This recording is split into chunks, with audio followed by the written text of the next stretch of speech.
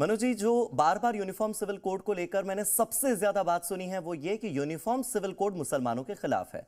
हिंदू विवाह में 7 फेरों का रीति रिवाज है और उस रीति का महत्व है। इस्लाम में निकाह एक कॉन्ट्रैक्ट है। तो मैं आपसे ये जानना चाह रहा हूं कि कानून के नाम पर क्या धार्मिक स्वतंत्रता के अधिकार को छीना जा रहा है? वाकई में जैसी बातें हो रही है, ये भ्रम है या सत्य है? देखिए, ये सरासर भ्रम है। हम्म। अगर हम देखें तो भारतीय संविधान ने यूनिफॉर्म सिविल कोड बनाने के लिए उचित समय पर इसे डायरेक्टिव प्रिंसिपल्स में डाला था ऑफ स्टेट पॉलिसी। हाँ। और इसमें किसी के भी कस्टमरी राइट्स जो भी हैं, हाँ। जो भी उनकी कल्चर है, हेरिटेज है, उनके कस्टम्स हैं, उनसे कोई भी छेड़छाड़ नहीं की गई है। हम्म। ये यूनिफॉर्म सिविल के कोड में सिर्फ ये कहा गया है कि आपको अपने विवाह का अनिवार्य रूप से पंजीकरण कराना है। विवाह आप अपनी धार्मिक पद्धति के हिसाब से कर सकते हैं। हाँ। हाँ, कुछ चीजें जरूर निश्चित की गई हैं, जैसे विवाह की आयु। मेरे ख्याल से कोई भी सभ्य समाज ये नहीं चाहेगा आज के समय में कि किसी भी बच्ची की 18 वर्ष से कम आयु में विवाह किया जाए। जी। तो उसमें आयु निर्धारित की गई है। कोई भी हम्म। सभ्य समाज ये नहीं चाहेगा कि एक से अधिक पत्नियां हों, मल्टीपल मैरिजेस, बहु विवाह प्रथा जारी रहे। आज हम्म। के समय में कोई नहीं चाहता। हम्म। उसे दूर करा गया है।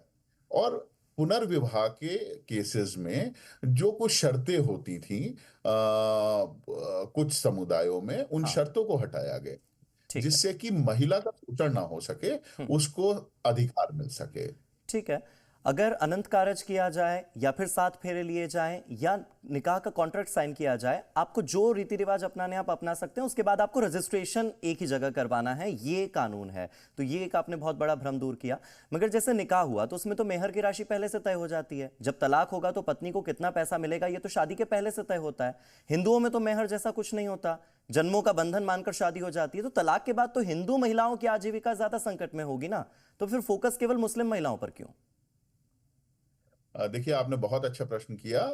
वास्तव में मुस्लिम जो जो भी कॉन्ट्रेक्चुअल मैरिजेस हैं, जैसे हाँ। मुस्लिम मैरिज है, हम्म। वहां पर निकाह में मेहर की राशि तय हो जाती है। हाँ। लेकिन स्थिति क्या होती है कि मेहर आज जैसे विवाह हुआ, आज मेहर की राशि तय हो गई। हम्म। 10 साल बाद निकाह हो रहा है, 10 साल बाद उस पैसे की वैल्यू कुछ और होगी, जीवन यापन के लिए कुछ और अधिक संसाधनों की आवश्यकता होगी। हाँ। तो सिर्फ मेहर की रकम से पत्नी का या बच्चे का, जो उस विवाह के दौरान बच्चों ने जन्म लिया, उनका भरण पोषण नहीं हो पाता। हाँ। तो इसे ध्यान में रखते हुए मुस्लिम महिलाओं के लिए, और शाहबानो केस जैसे बड़े जजमेंट्स माननीय उच्चतम न्यायालय के रहे हैं, इन्हें ही ठीक ध्यान है। में रखते हुए हम्म। सभी महिलाओं को मेंटेनेंस का अधिकार दिया गया है यूसीसी के अंतर्गत। और खास तौर से मुस्लिम महिलाओं के लिए मेहर की जो राशि है, वो इस मेंटेनेंस से अलग रखी गई है, क्योंकि वो कॉन्ट्रैक्ट का पार्ट है। हम्म। तो अगर कॉन्ट्रैक्ट टूटता है तो मेहर की राशि प्लस मेंटेनेंस उन्हें मिलेगा।